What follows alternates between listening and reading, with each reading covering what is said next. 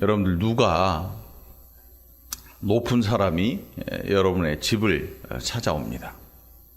사회적으로 명망이 있고 사회적으로 아주 큰 권세가 있는 그런 사람이 여러분의 가정을 찾아갑니다. 그렇다면 여러분은 어떤 일을 할 건가 한번 생각해 보신 적이 있습니까?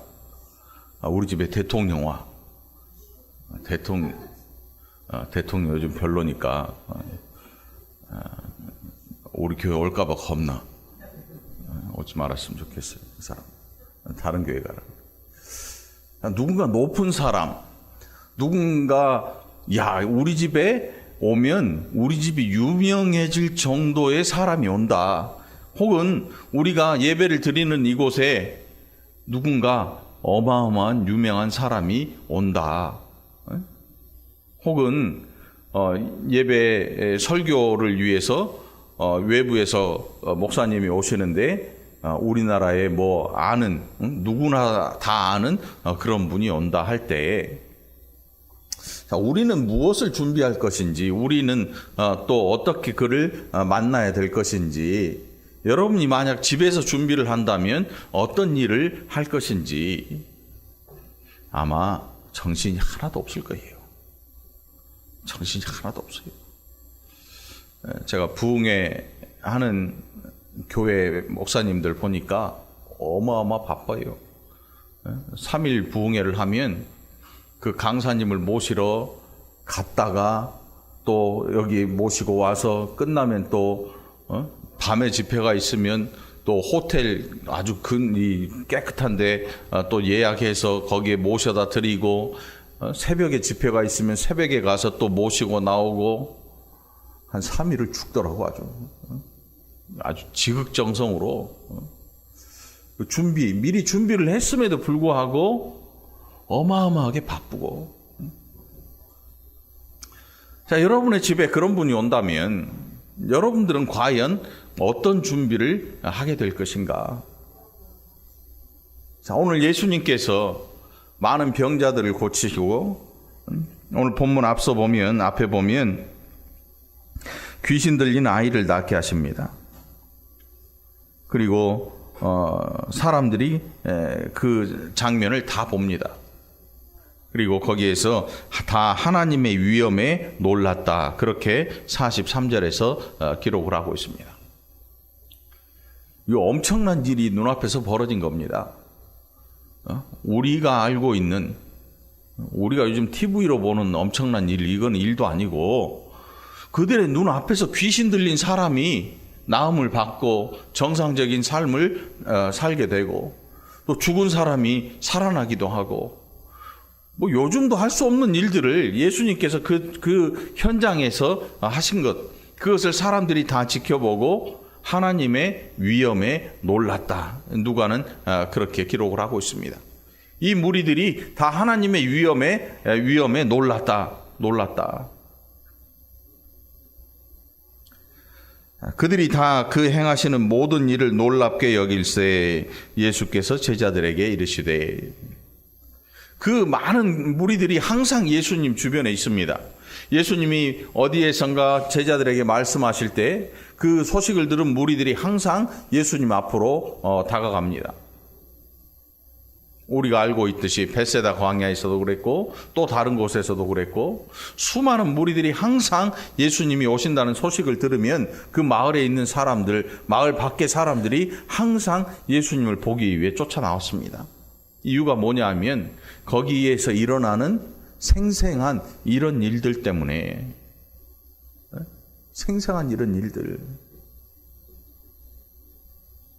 어디에서도 볼 수 없었던, 만일 이 시대에도 예수님께서 이 시대에 오셔서 이런 일들을 행하신다면 여러분, 이스라엘 유대 땅 안에 있던 그 현장보다 더 많은 사람이 몰려들 겁니다.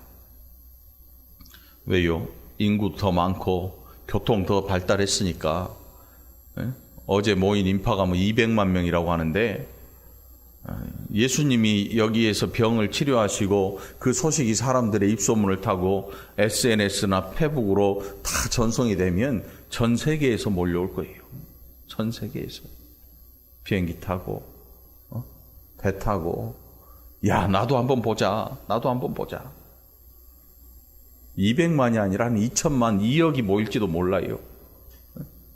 이 소식을 들은다면 그 당시로서는 갈 수 있는 한 최대 거리의 사람들이 아마 몰려들었을 거예요. 지금 거기에 계신다는 소문을 들었으면 내가 지금 달려가서 지금 볼 수 있는 사람들 최대한의 거리에서 몰려들었을 거예요. 그리고 그들은 현장에서 그 엄청난 사건을 목격합니다. 귀신 들린 아이가 나음을 입고 병든 자들이 일으킴을 받고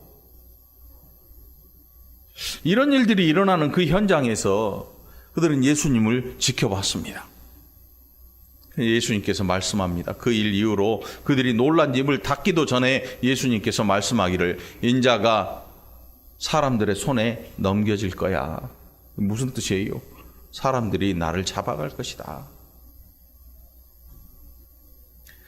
본문 보면 이 말을 너희 귀에 담아두라. 인자가 장차 사람들의 손에 넘겨지리라 하시되 그들이 이 말씀을 알지 못하니 이는 그들로 깨닫지 못하게 숨긴 바 되었음이라. 또 그들은 이 말씀을 묻기도 두려워하더라. 왜 물어보는 게 두려웠을까요? 우리 같으면 바로 물어보죠. 왜요?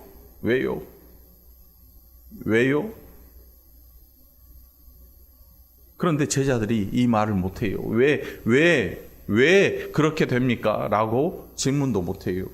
무서워서가 아니에요. 뭐가 무서운가 하면 다 물거품 될까봐 무서운 거죠. 다 물거품 될까봐. 자, 제자들의 속마음이 지금 바로 드러나요. 제자 중에서 누가 크냐 하는 변론이 일어납니다. 누가 크냐? 키재기가 아니에요, 여러분. 누가 크냐? 너 170이냐? 171이냐? 2냐? 뭐 이거 따지는 게 아니에요. 키 이야기가 아니고 누가 높은 자가 되느냐. 우리나라가 이것 때문에 힘들잖아요, 지금. 제일 꼭대기에서 있는 사람이 엉뚱한 짓을 해가지고 다 힘들잖아요. 스트레스 엄청 받고. 누가 높으냐의 문제를 가지고 제자들 사이에 논란이 일어났습니다. 여러분이 생각하기에는 누가 높을 것 같아요? 예수님의 12제자 중에 누가 높을 것 같아요? 누가 봐도 베드로냐? 안 들어오네요. 뭐 베드로, 안드레, 야고보, 요한, 예수님의 사랑을 듬뿍 받은 제자들, 우리가 잘 아는 베드로, 안드레, 요한, 야곱, 뭐 이름 쭉 알면 뭐 12명 다 나오잖아요. 그 중에 누가 높은 사람일까? 그들 사이에서 우리가 보기에 야 12명 중에 누가 높을까가 아니라 그들 안에서 우리 중에 누가 높은 자가 될 것인가를, 그것 때문에 논란이 일어납니다. 사람이 모이면 항상 이런 일들이 생겨나요.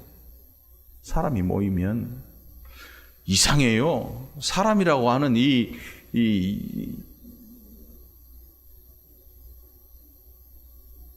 존재가 이상해. 모이면 누가 높으냐를 정하려고 그래요. 누가 높으냐. 그래서 하는 게 뭐예요? 첫 번째는 나이를 보기 위해서 민증을 까죠. 야, 민증 까. 그래. 나 몇 년 몇 월이야.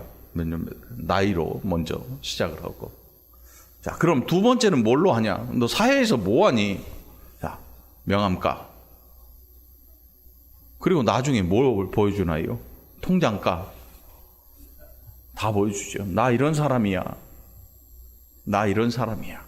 그리고 이제 계급이 정해지려고 살다 보면 어느샌가 이렇게 계급이 생겨나요. 제자들이 예수님을 3년간 따라다녔는데 그들 사이에서도 어느샌가 야 누가 높은 자가 될 것인가가 항상 문제예요. 항상 문제. 오늘 제가 여러분들에게 12제자 중에 누가 가장 높은 자가 될 것인가를 알려드리는 게 아니고 여러분이 높은 자가 되고 싶다면 어떻게 해야 되는가를 우리가 알고자 하는 거죠. 높은 사람 되기 싫어하는 사람 있나요? 높아지기 싫어하는 사람 없을 거예요. 높아지면 다 좋아해요. 그런데 정반대의 생각을 가지고 계신 분이 이 지구상에 딱 한 분 계셨어요. 그분이 누구냐면 예수님이에요. 능력자. 요즘 TV에 나오잖아요. 능력자, 덕후, 이름도 이상해. 능력자는 능력자. 여러분들에게 만일 엄청난 능력이 생겼어요. 그 영화도 나오잖아요. 슈퍼맨, 배트맨, 원더우먼, 요즘 나오는 건 뭐예요? 떼거지로 나오더만. 예? 캡틴 아메리칸가 떼거지로 나와, 떼거지로. 영웅들이 떼거지로 나와. 얘들은 때려도 죽지도 않아요. 감전돼도 안 죽고, 폭탄을 맞아도 안 죽고. 여러분들이 그런 능력이 생긴다. 그런 사람이 없으니까 지금 영화가 흥행이 되겠지요. 실제로 있으면 영화 안 보죠. 그 사람 보러 쫓아가겠지. 여러분 자신이 그런 능력이 생긴다면 아마 변할 거예요. 네? 우리 여기 있는 좌회장님이 이런 능력이 많이 생겼어요. 오늘까지만 저한테 목사님 안녕하세요 방글방글 웃던 좌집사님이 갑자기 그런 능력이 생기더니 사람이 막 자기를 향해서 몰려들면 진짜 그런다는 얘기 아니야. 예를 잘못 들었나 또 누구를 예를 들어야 돼? 집사람 예를 들어야 돼. 아무튼 누군가 그런 능력이 생기면 달라질 거예요. 왜요? 너 나랑 같은 레벨이 아니잖아 이제. 이거 어디서 볼 수 있는가 하면 연예인들 사이에서 그거 볼 수 있죠. 대종상이나 이런 시상을 한번 하면 레벨이 달라지잖아요. 광고비도 달라지고, CF 촬영하는 광고비나 이런 게 다 달라지고, 소속사에서 내주는 차도 달라지고, 시커먼 썬팅된 차, 아무도 안을 들여다볼 수 없는 그런 차 타고 다니고, 차도 달라지고, 기사도 달라지고, 매니저도 다 달라지고, 완전 달라지죠. 그러면 차이가 생겨나죠. 너 나랑 다르잖아. 우리에게 그런 능력이 주어진다면 우리 자신도 변할 거예요. 그런데 변하지 않는 한 분이 계셔요. 예수님이. 예수님. 자, 능력이 생기면 누구랑 가까이 하나요? 힘 있는 자들. 그런데 예수님은 오히려 힘 있는 자들을 향해서 너희 독사의 자식들을 회칠한 무덤 이런 말씀을 하세요. 그러니까 그들이 끔찍히 싫어하는 게 누구냐면 예수님이에요. 왜 예수님을 싫어합니까? 그들을 인정해 주지 않기 때문에, 그들에게 와서 하나가 돼주지 않았기 때문에. 그리고 예수님 말씀을 듣고 있으면 지금 당장 너 거기서 내려와 하시는 음성이 그들의 심령을 찔러대요. 그러니까 그 앞에 있으면 괴로운 거예요. 한 사람이 변화됐습니다. 삭개오라고 하는 세리가 예수님을 만나고 나서 변화돼서 한 말이 뭐냐면, 예수님, 제가 만일 사람들에게 토색한 것이 있으면, 부당한 방법으로 취한 게 있으면 4배나 갚겠습니다. 문제는 아마 결과는 2가지일 거예요. 삭개오는 거지가 됐을 거예요. 그 말 그대로 실행했으면 거지 되고 남지요. 만일 토색한 것이 없었다면 그는 그대로 살 거예요. 그 결과는 삭개오가 알겠죠. 예수님 아시겠죠. 우리는 어떻게 변해야 될 것인가? 세상 모든 사람들이 자기가 가진 능력이 있으면 항상 하는 일이 뭐냐면 힘 있는 사람들과 합하려고 해요. 종교가 썩는 이유가 뭐냐면 항상 힘 있는 자들 옆에 가서 그 힘을 같이 공유하려고 하죠. 이게 썩는 첫 번째 지름길이에요. 어제 TV 보니까 1970년대에 최태민이라는 그 사람이 구국 선교단을 만들었던 기독교 단체. 예수님과 전혀 무관한 기독교 단체. 총 들고 훈련하고 막 그러더라고. 결국 하는 일이 뭐예요? 종교라는 것을 이용해서 그 사람은 희대의 사기꾼이야. 종교라는 것을 이용해서 권력과 붙은 거죠. 그래서 그 권력을 같이 누려보겠다는 거야. 그런데 거기에 많은 목사님들이 동조해서 같이요. 시대가 그랬다, 뭐 그렇게 말하면 할 말이 없지만 어쨌든 누가 봐도 아닌데, 누가 봐도 이미 이 사이비 종교의 교주로 있던 사람인데 다 알죠. 그럼에도 불구하고 그 시대에 거기에 호응하는 많은 목사님들이 있었어요. 뭐 때문에 그게 필요했을까? 이 시대에도 똑같아요. 이 시대뿐만 아니라 우리 앞선 시대도 모두 다 그래왔어요. 종교는 항상 권력을 찾아 헤매요. 항상 권력을 찾아 헤매요. 이 지구상의 모든 종교들이 거의 그렇게 살아와요. 그래서 이 나타난 역사적 결과가 뭐냐면 망하는 거예요. 종교가 썩으니까 나라 자체가 망해요. 시대 자체가 망해버려요. 오늘 교회가 썩으면 교회가 권력을 찾게 되고 교회가 높은 것을 바라보고 교회가 높은 자리에 올라가기 위해서 누군가와 손을 잡으면 그 시대는 망하는 시대예요. 철저하게 망해요. 예수님께서 오늘 뭐라고 하시는가 하면 제자들에게, 옆에 아이가 있었습니다. 아이를 데리고 오셔서 옆에 놓으시고, 이런 어린 아이 하나를 영접하면 나를 영접하는 것이다. 누구든지 내 이름으로 이런 어린 아이 하나를 영접하면 곧 나를 영접함이요. 예수님께서 지금 농담하시는 게 아니잖아요. 예수님께서 제자들에게 억지 쓰는 게 아니에요. 봐라, 내 옆에 있는 이 보잘것없는 어린아이, 너희들은 야, 가, 이렇게 하는 이 어린아이 하나를 너희가 내 이름으로 영접한다면 너희는 지금 나를 영접하고 있는 것이다. 그런데 이게 묘한 뉘앙스가 있어요. 이따가 이 결론 부분에 보면 그게 나오는데, 또 누구든지 나를 영접하면 곧 나를 보내신 이를 영접함이라. 예수님 자신을 영접해야 되는데 제자들조차도 예수님 영접한 사람 없어요.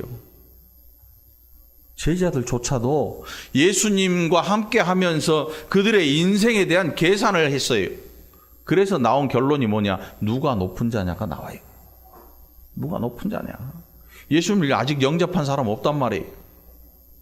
그리고 뭐라고 말씀하는가 하면, 너희 모든 곧 나를 보내신 이를 영접함이라. 너희 모든 사람 중에 가장 작은 그가 큰 자니라.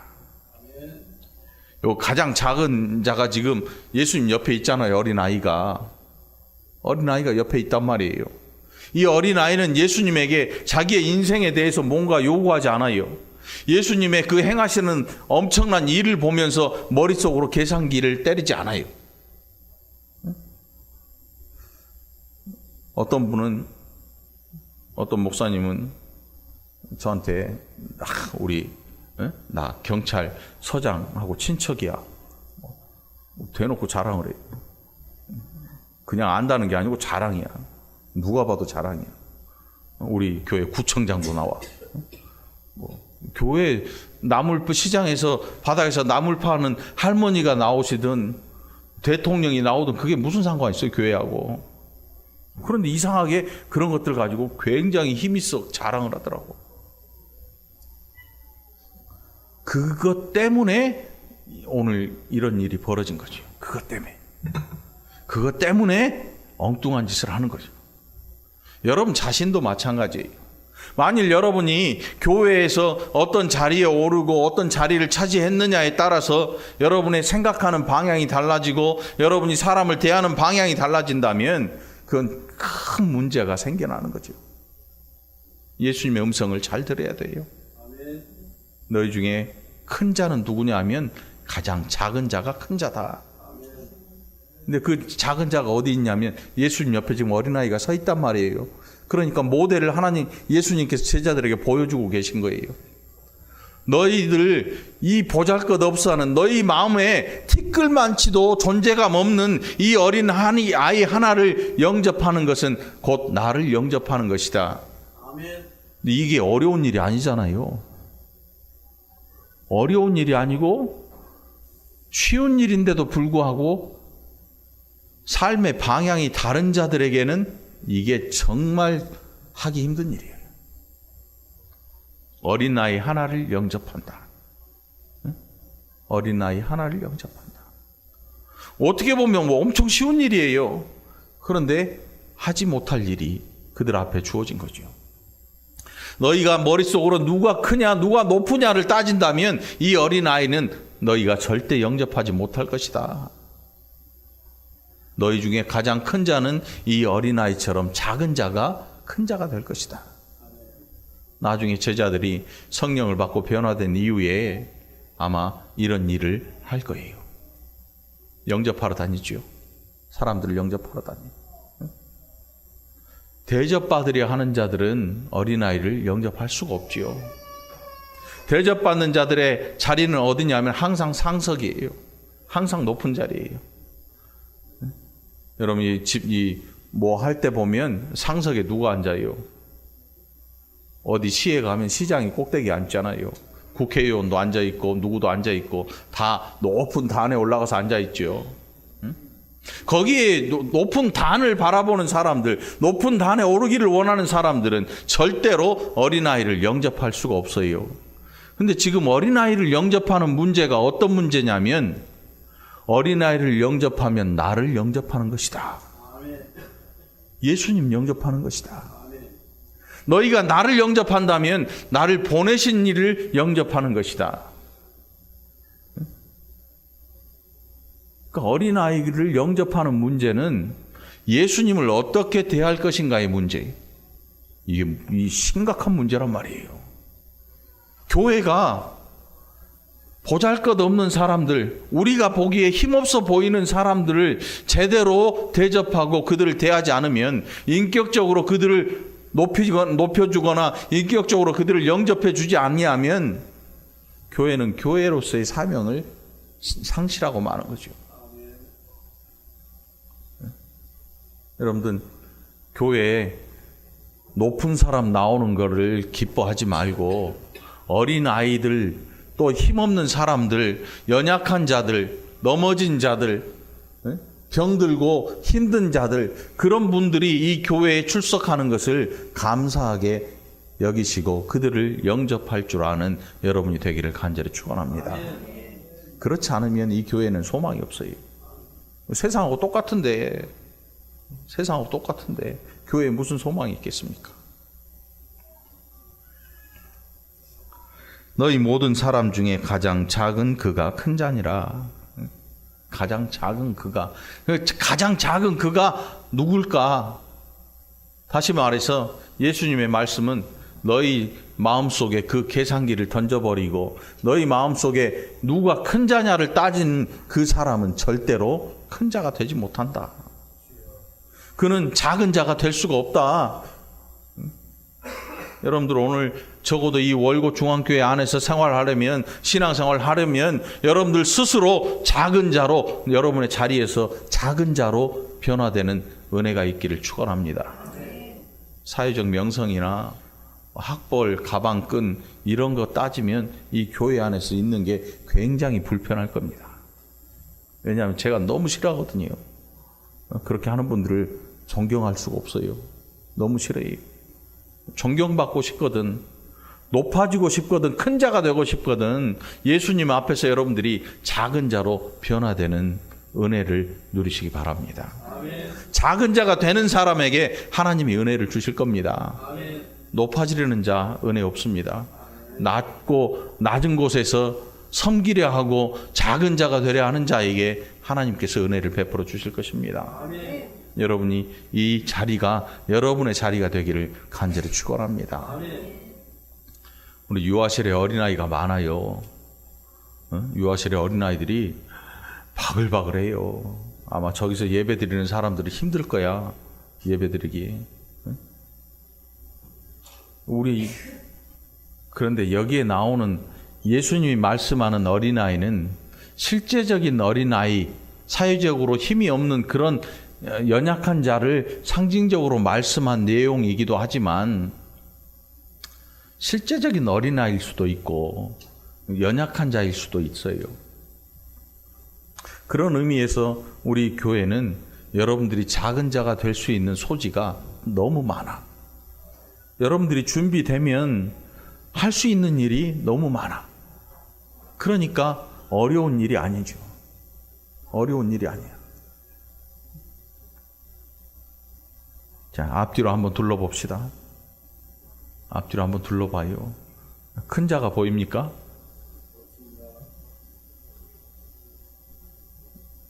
여러분 다시 한번 둘러보세요. 큰 자가 보입니까? 지금 대답 잘못하신 거예요. 다 큰 자로 보여야 돼. 여러분들이 이렇게 둘러볼 때 여러분 주변에 있는 모든 사람들이 다 나보다 큰 자처럼 보여야 돼요. 우리 고집사님이 지금 없습니다. 그건 겸손한 편이시죠. 알고 있어요. 다시 한번 둘러봐봐요. 좌우를 다시 한번 둘러봐요. 여러분 옆에 큰 자가 있습니까? 다 큰 자예요. 다. 내가 바라볼 때 다른 모든 인격을 지닌 사람들, 그 모든 사람들은 나보다 큰 자라. 왜? 내가 작은 자가 되기를 원하기 때문에. 그렇지 않으면 논쟁이 일죠. 싸움이 일어나고. 여러분 주변에는 여러분보다 큰 자들이 가득 차 있어요. 왜냐하면 내가 가장 작은 자이기 때문에. 여러분들 오늘부터 다른 사람들 앞에서 큰 자가 되지 말고 작은 자로 주님을 영접하는 여러분이 되기를 간절히 축원합니다. 간절히 축원합니다. 2016년 이제 11월 마지막 주인데 이제 한 달밖에 남지 않았어요. 2016년. 이 한 해 주셨던 은혜 가운데 내가 작은 자로서 이 받은 은혜가 있었던가 한번 돌아보시고 다가오는 2017년은 큰 것을 위해 기도하지 말고 하나님 내가 작은 자가 되렵니다. 내가 작은 자가 되어서 큰 자들을 섬기겠습니다 하는 마음으로 기도로 준비하는 한 해를 준비하는 저와 여러분이 되기를 간절히 축원합니다. 기도합시다. 하나님 아버지 감사합니다. 일생토록 예수님을 섬기고 일생토록 신앙생활을 했는데 어느덧 우리가 큰 자의 자리를 넘보고 있었습니다. 그러나 예수님 우리에게 말씀합니다. 너희 중에 작은 자가 큰 자라고 말씀합니다. 아버지 하나님 우리 모두가 이제 작은 자가 되어서 우리 예수님을 영접하는 자들이 되게 하여 주옵소서. 또 기쁨을 또 누릴 수 있는 복된 작은 자들이 되게 하여 주옵소서. 감사드리옵고 예수님 이름으로 간절히 기도합나이다. 아멘.